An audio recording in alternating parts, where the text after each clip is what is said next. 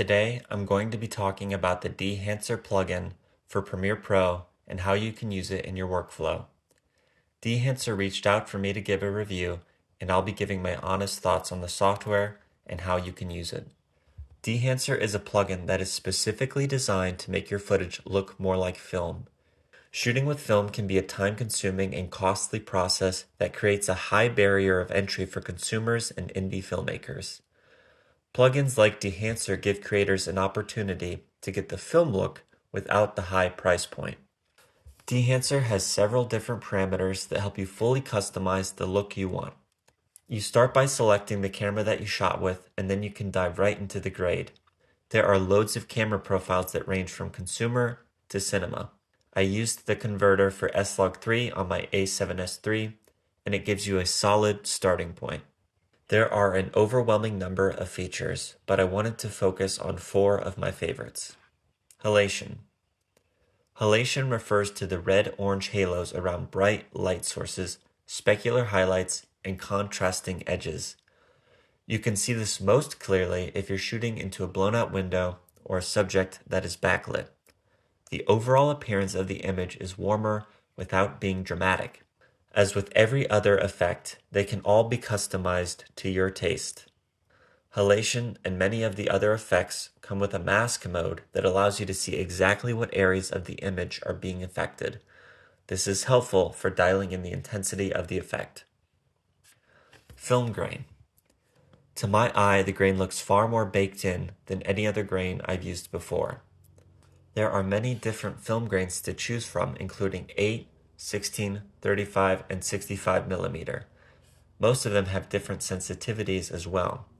The larger the film stock, the smaller the grain. The more sensitive the film stock, the more grain there will be. Film compression. A signature of the film look is smooth highlight roll-off. The gradation from highlights to whites is more gradual and less harsh. Film compression tries to emulate this roll-off. This might be one of the most underrated features. I enabled this button and it immediately brings back detail in the highlights. Now, of course, this is something you could do with curves so long as nothing was clipped when recording. However, smoothness of the gradient can be difficult to recreate with curves. The effect from Dehancer is natural, and I didn't need to tweak it much at all. It finds details in the highlights that I didn't know was there. Bloom. Bloom is the light dispersion on the boundaries of contrasting image areas. It gives light sources a glow and has an otherworldly feel to it. Bloom also helps to give some imperceptible fuzziness to the image that makes it feel more filmic.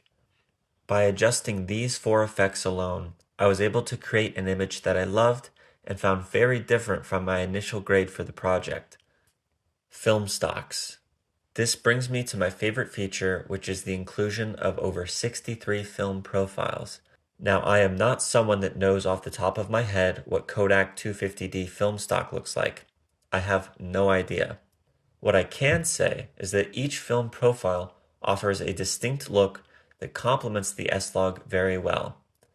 Every profile affects the image exposure and color differently while giving you a good starting point to customize further.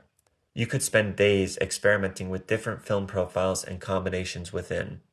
This software is best suited for intermediate and advanced filmmakers. It's user-friendly enough for someone that has moderate skills at color grading, but the customizability of the software allows room for advanced color graders to step in and take control.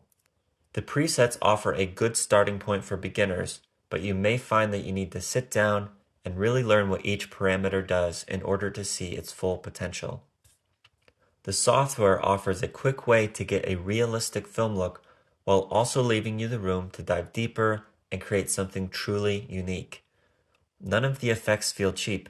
In fact, many of them are the best implementation that I've ever seen. Granted, I've only used Premiere's built-in LUTs and effects, but these are exponentially better. If you're wanting to achieve the film look and you want the ability to control every aspect of that look, I think Dehancer is the perfect companion for you. If you're a casual fan of the film look or don't need all the bells and whistles, I would recommend looking elsewhere as this is not a cheap option. It could be overkill for your needs. It is worth every penny, but consider how much you would actually use it. If you would like to try Dehancer, you can use my promo code NGALLETTO to get 10% off of your subscription and help support the channel.